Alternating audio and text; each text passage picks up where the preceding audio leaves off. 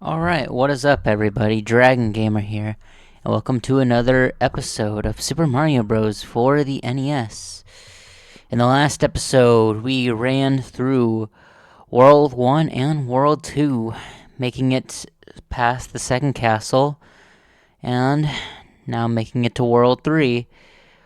In the last episode, we also talked about some weird lore that the manual had, and also I learned that some of the enemies, as far as up to this point in the very beginning, already had their names already thought of and already labeled to them.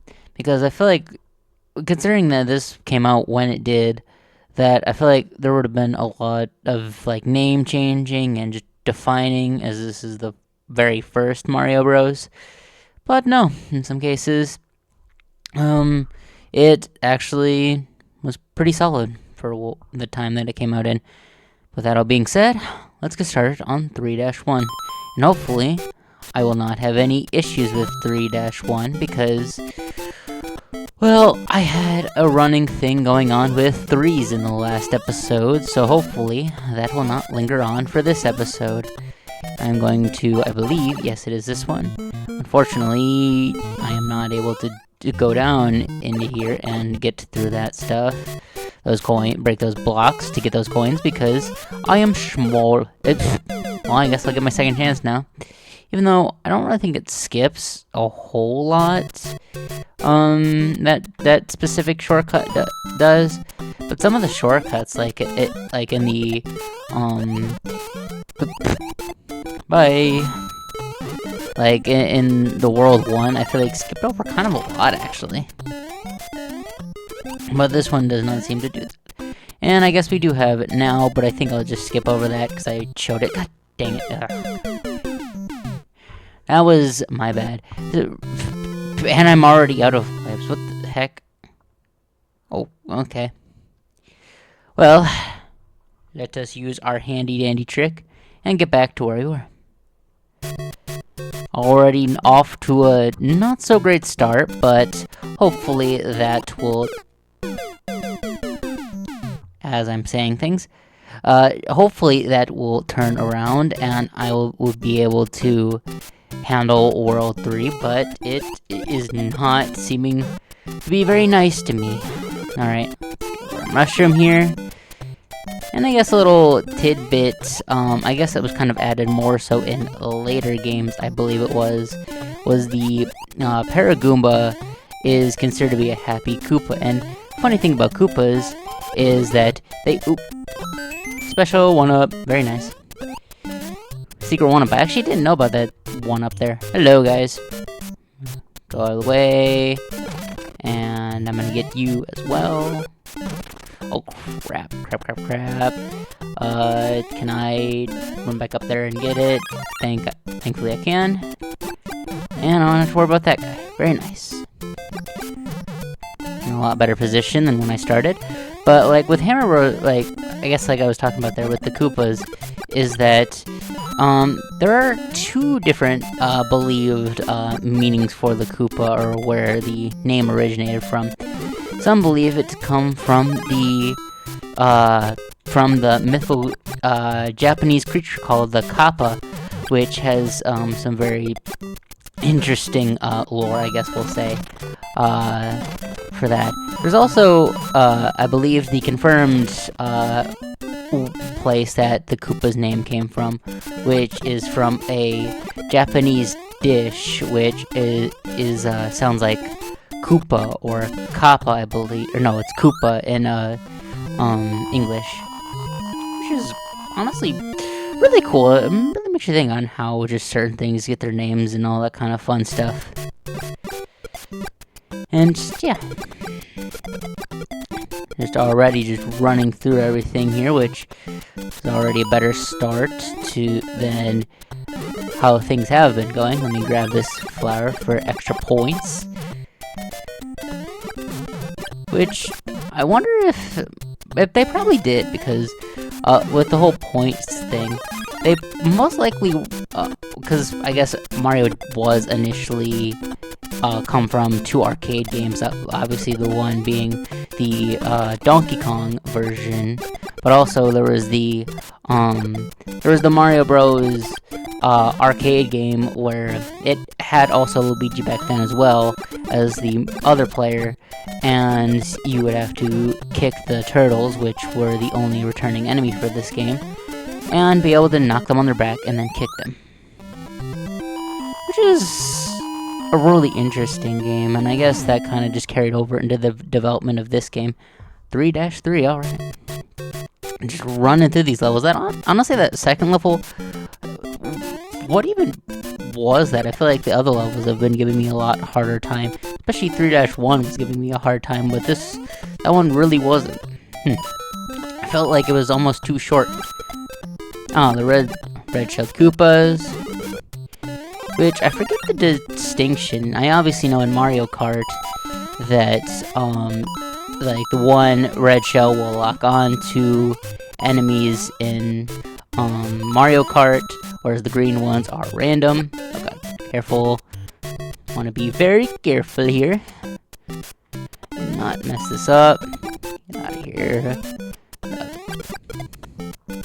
And jump up here.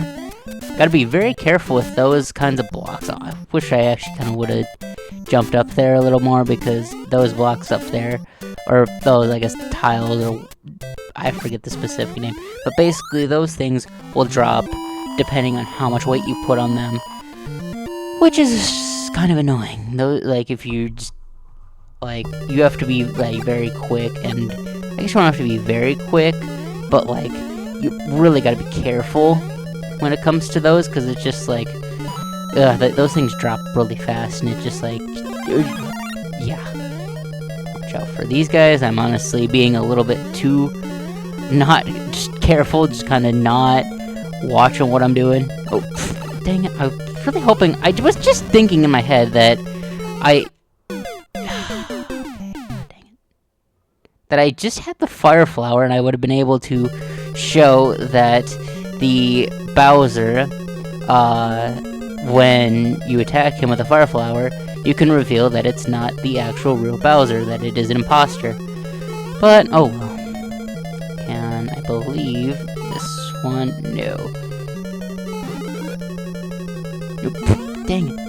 I swore that, like, in the NES game, that, depending on which direction you're facing when you hit the... How did that kill me? Did it nick my toe? How in the world did that kill me? I don't know, but I really need to be careful, because I don't have a lot of lives to go through. So I want to be very careful, hopefully not die. Gonna hit this, run up and jump, hit that, and be very careful about this, because I really don't know how that killed me. I mean, it just nicked my toe, or Mario's hitbox was just big enough to get caught by that, but alright. Watch out for the lava blocks and Bowser's fireballs. I don't have to jump over that one. Watch out for that. I'm gonna hide over here for a moment, because I want to be careful. I'm gonna wait for Bowser to... Are you freaking kidding me? Oh my god. I will see you guys back at the castle, because that is ridiculous. I ended up finding a secret star. Okay, I'm gonna lose my power up just to get the star. God dang it. Get rid of these guys. I believe it's this one. Just wanted to show that I end up finding a secret star in this level of all things.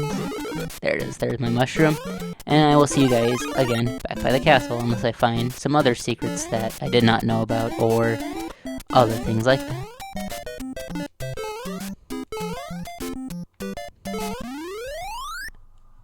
Alright, and now we are back at the castle. And hopefully this will go better for me, considering I have 2 lives, but I don't know, I went through my lives awfully quickly, and I really need to kind of exploit that one thing where there's a turtle and you can just get, like, a crap ton of lives. I personally try not to use that because it just I feel like, especially when you have low lives, I feel like it's kind of risky to do. But at the same time, I guess it's not really, because it's just it is designed to be like that for you to get more lives, but it's just, I don't know, I'm just not kind of got to do that, I guess. I don't know, call me lame, but it is what it is. And finally get past Bowser and moving on to World 4. And yes, you're going to tell me the same bullcrap as the other two Toads, that the princess is in another castle. Now we are on to World 4, which World 4 mimics World 2 in a lot of ways, except for that, the introduce of the Lakitu, which, when it comes to this level in particular, I am going to just try to run as fast as I can to just avoid that guy at all costs, barely not get killed by that, but get killed by that, gosh dang it. Just try to just stay ahead of him almost. There's a checkpoint here, thankfully. And jump over these guys. Oh god, yeah, okay. There were some things about the Lakitu where you can technically, like, put him down for a temporary amount of time, but in the original idea, I think, was to have Mario ride in a cloud, which came up in later games, but did not appear in this one. Jump over at the flagpole. And we're moving on. Now, this is the level why I say that World 4 kind of mimics World 2 a lot, but at the same time, with World, actually, well, no, I meant World 1, actually, excuse me. We're at World 1, but why I thought that is because of 1-2, in the sense that there are a lot of secrets in this. There are actually 2 secrets in this level that allows you to either skip the one way, but there's also a secret vine that can also take you straight to the final world.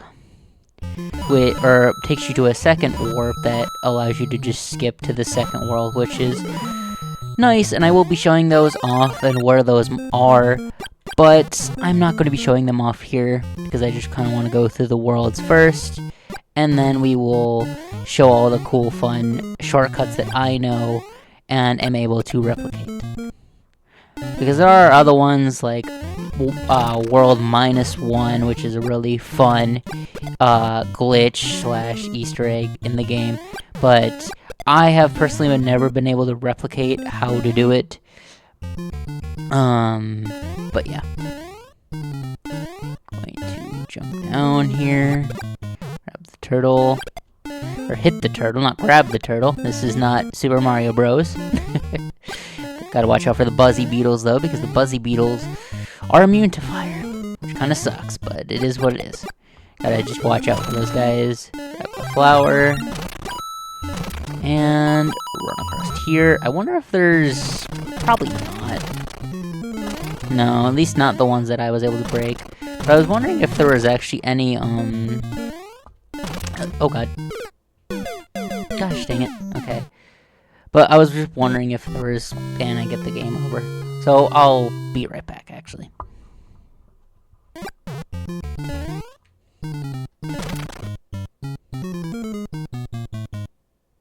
And we're back.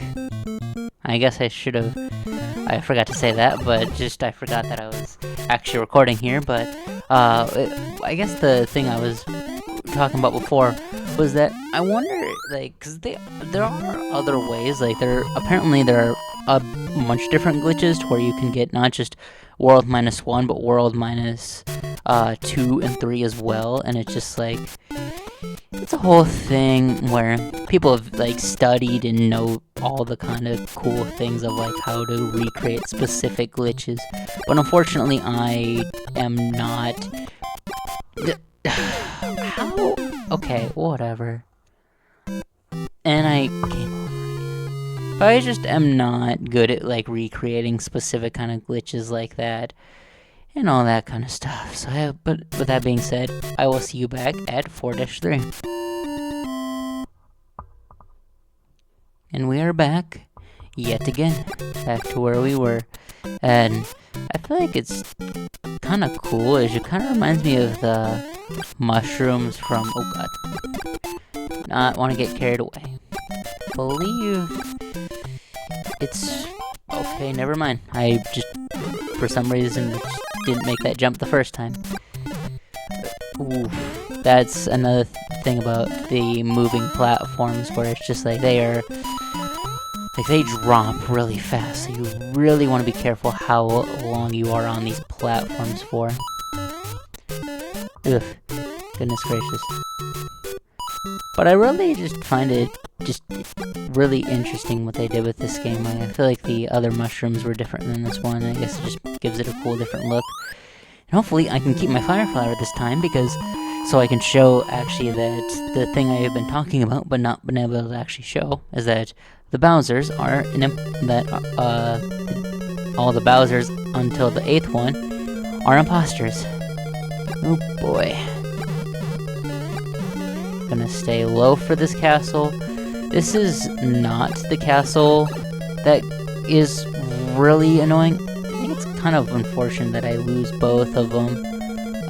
But I believe it is actually World 7 that has the really interesting castle where you have to go through like a maze-esque kind of thing, and it just, that is a really crazy combination. I hope. Okay, I still got 2 lives. Okay, I'm good. Goodness gracious, that kind of scared me for a minute. Go up. Try to avoid those guys. I have the high ground. Okay, anyway. Just had to make that kind of joke. But yes. Gonna keep going up. Oof. Almost get caught by the fire rope. Do not want to get caught by that again. I feel like I honestly kind of prefer being Small Mario in some cases when it comes to these kinds of things. Oop, maybe I have to...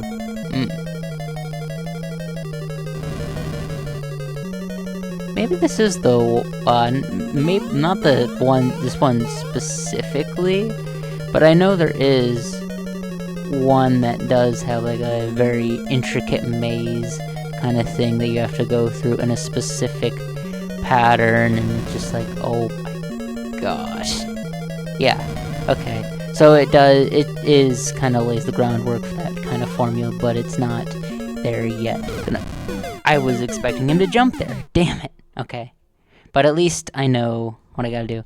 And it's getting a lot trickier as you get closer to Bowser, because, well, that whole thing of just... he has the lava bubble jumping up, and he has one of the fire ropes, which just complicates things extra more. Now let's go down here. Gonna wait patiently for the fire rope to pass by, because we do have plenty of time. Going to run here. No. Okay, I was extremely worried I was going to jump into Bowser's fireball there. Okay. Wait.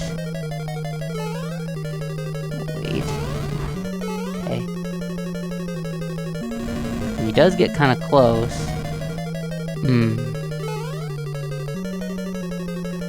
Jump! Got it. Alright. Whew! That I unfortunately was not able to keep my fire flower. It's gonna be the running thing, just like how I struggle with whatever level -3. But I believe that is where we are going to stop for now. So, next time on Super Mario Bros. For the NES, we are going to continue to work our way through this game and hopefully talk about more cool bits about the lore, whether it be in the manual, the game, or this game's creation. See you guys then. Dragon Gamer, out.